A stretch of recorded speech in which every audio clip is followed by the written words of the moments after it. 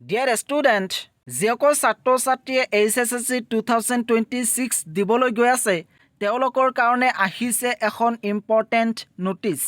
এইখিনিতে তোমালোকক জনাব বিচাৰিছোঁ, যেহেতু তোমালোকৰ মেট্ৰিক পৰীক্ষা একেবাৰে ওচৰ চাপিছে, একমাত্ৰ তোমালোকৰ কাৰণে মই এখন ডেইলি ষ্টাডি ৰুটিন বনাইছোঁ।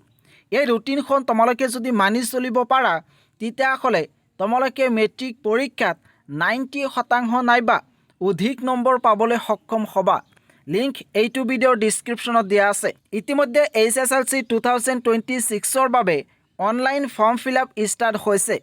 1 ছেপ্টেম্বৰৰ পৰা আৰম্ভ হৈছে আৰু ইয়াৰ লাষ্ট ডেট হৈছে 4 অক্টোবৰ।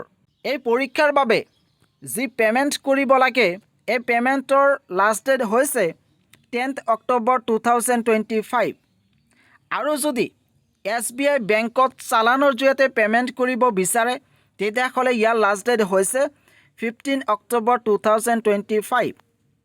এই ফৰ্ম ফিল আপ কৰাৰ সময়ত তোমালোকৰ যদি কিবা ভুল হয় তেতিয়াহ'লে সেইটো কাৰেকশ্যন কৰিব পাৰিবা আৰু ইয়াৰ লাষ্ট ডেট হৈছে 20 অক্টোবৰ 2025। এই বছৰ কিন্তু সকলো ছাত্ৰ ছাত্ৰীয়ে পৰীক্ষা দিব নোৱাৰে। এই বিষয়ে মই অলৰেডি এটা ভিডিঅ' বনাইছোঁ, সেই কথাখিনি কিন্তু ইয়াতে উল্লেখ কৰিছে। ইয়াতে 1 নম্বৰ পইণ্টত কৈছে যে যিসকল ছাত্ৰ ছাত্ৰীৰ মাৰ্কছ অৰ্থাৎ ইউনিট টেষ্টৰ মাৰ্কছ পৰ্টেলত উপলব্ধ হৈ আছে তেওঁলোকৰ নামটো তাতে এপিয়াৰ হ'ব আৰু তেওঁলোকে ৰেজিষ্ট্ৰেশ্যন কৰিব পাৰিব আৰু তেওঁলোকে HSLC 2026 পৰীক্ষাটো দিব পাৰিব। আৰু যিসকল ছাত্ৰ ছাত্ৰী ইউনিট টেষ্টৰ মাৰ্ক পৰ্টেলত উপলব্ধ নাই তেওঁলোকৰ নামটো তাতে এপিয়াৰ নহ'ব, তেওঁলোকে ৰেজিষ্ট্ৰেশ্যন কৰিব নোৱাৰিব আৰু যদি ৰেজিষ্ট্ৰেশ্যনেই কৰিব নোৱাৰে তেওঁলোকে কিন্তু 2026 বৰ্ষত হ'বলগীয়া মেট্ৰিক পৰীক্ষাত এপিয়াৰ হ'ব নোৱাৰিব। 2 নম্বৰ পইণ্টত কোৱা হৈছে যে তোমালোকৰ বেংক একাউণ্ট থাকিব লাগিব, কাৰণ ফৰ্ম ফিল আপ কৰাৰ সময়ত তোমালোকৰ বেংক একাউণ্টৰ ডিটেইলছ তাতে আপলোড কৰিব লাগিব। যদি তোমালোকৰ বেংক একাউণ্ট নাই তেতিয়াহ'লে তৎক্ষণাত বনাই ল'বা আৰু এই ডিটেইলছবোৰ তোমালোকৰ স্কুলত জমা দিবা। এক্সামিনেশ্যন ফি হৈছে 800।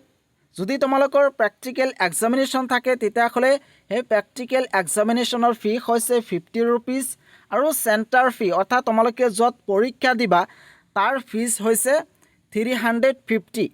আৰু যিসকল ছাত্ৰ ছাত্ৰীয়ে গভৰ্ণমেণ্ট নাইবা প্ৰভিঞ্চিয়েলাইজড আৰু ৰেকগনাইজ ভেঞ্চাৰ স্কুলত পঢ়ি আছে আৰু তেওঁলোকৰ ফেমিলি ইনকাম যদি 2 লাখতকৈ তলত হয় তেতিয়াহ'লে তেওঁলোকৰ ফৰ্ম ফিল আপৰ কাৰণে 1 টকাও নালাগে। ইয়াৰ কাৰণে তোমালোকৰ ৰেচন কাৰ্ডৰ প্ৰয়োজন হ'ব পাৰে নাইবা ইনকাম চাৰ্টিফিকেটৰ প্ৰয়োজন হ'ব পাৰে। এইখিনি ডকুমেণ্টছ তোমালোকৰ প্ৰিন্সিপাল ছাৰৰ ওচৰত জমা দিবা। নিশ্চয় তোমালোকৰ যি এক্সামিনেশ্যন ফি সেইটো একেবাৰে নাইকিয়া কৰি দিব অৰ্থাৎ ৰিডিউচ কৰি দিব। 2026 বৰ্ষত হ'বলগীয়া মেট্ৰিক আৰু হায়াৰ ছেকেণ্ডেৰী চূড়ান্ত পৰীক্ষাৰ বিষয়ে প্ৰতিটো মুহূৰ্তৰ খবৰ পাবলৈ আছাম পিচ নিউজ 3 এই চেনেলটো ছাবস্ক্ৰাইব কৰি থৈ দিবা।